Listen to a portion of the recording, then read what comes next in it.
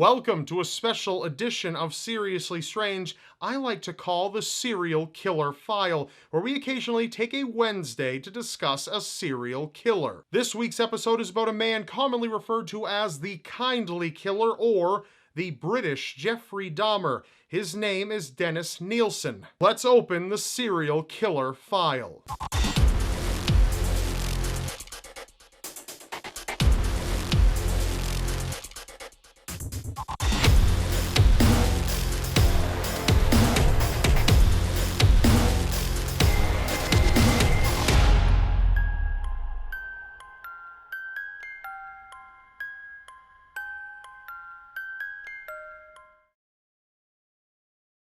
Security is an important thing in life, and there are people out there we entrust to provide us with it.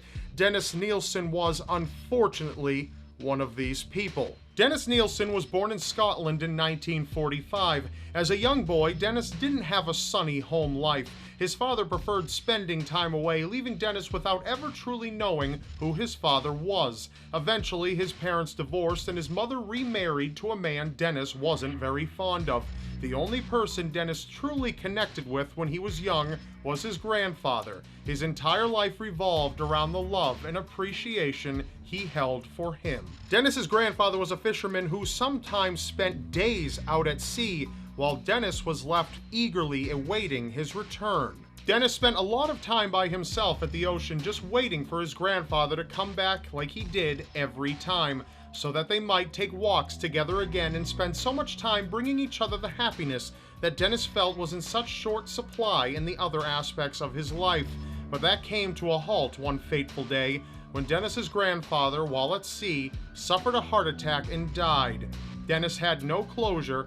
He simply lost the most precious person in his life. Dennis emotionally shut down and was typically unreachable by his family. He was crushed. Dennis continued to spend time by the ocean, sometimes soaking his feet in the water.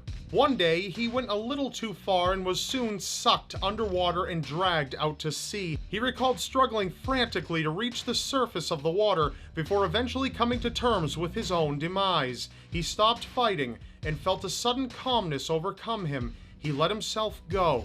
Fortunately, or perhaps unfortunately, a hand broke through the surface of the water. Someone nearby had seen his plight and rescued him moments before he drowned. Years later, like most boys do, Dennis began to feel sexual desires. He felt that he might have been homosexual as he found a lot of other boys attractive. This, however, transitioned to him molesting his older brother while he slept. Dennis eventually enlisted in the military and he spent 11 years there.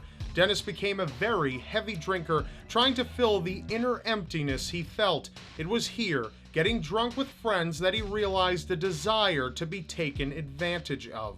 He began fantasizing about his friends sexually molesting him while he was passed out drunk, and at times would fake being inebriated as to try to tempt one of his friends into taking advantage of him. However, his desires moved far past this, and he began to fantasize about engaging in sexual acts with his friends while they were unconscious or dead.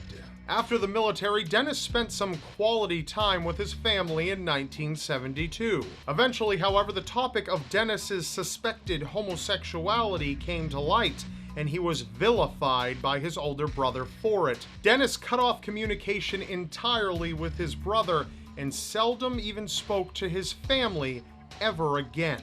Loneliness began to take over in Dennis's life as he had no one. He attempted to form relationships with other men, but all of them failed. He took a job as a police officer in London that he held for around a year, entrusted to keep the public safe from people like the one he was so close to becoming. With all of his failed relationships, he realized he was spending too much time focused on his job and resigned from the police service in 1973, taking up a job as a security guard.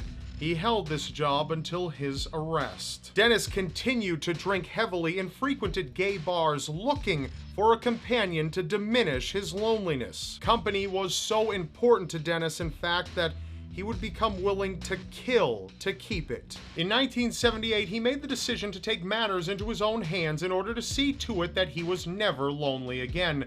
Dennis didn't have too much trouble in luring his potential love interests home with him with promises of alcohol and other less than reputable indulgences like drugs. A number of men went willingly, and at least 12 of them never left his residence. They would instead become part of it and provide Dennis with exactly what he was looking for: resistance-free companionship. No arguments, no breakups, no breathing.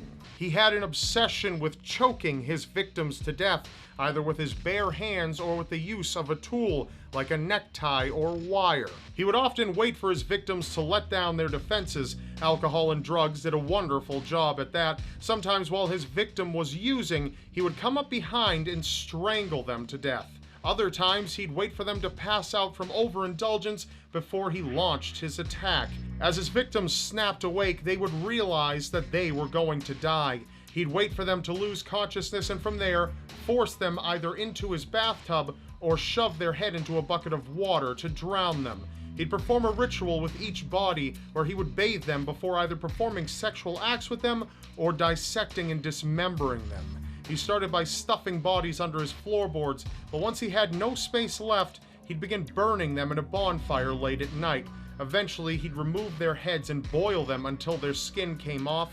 He'd chop up their bones and take buckets of liquefied flesh and muscle to flush down his toilet. He moved a number of times during his killing career, so the bonfire became no longer possible at some point.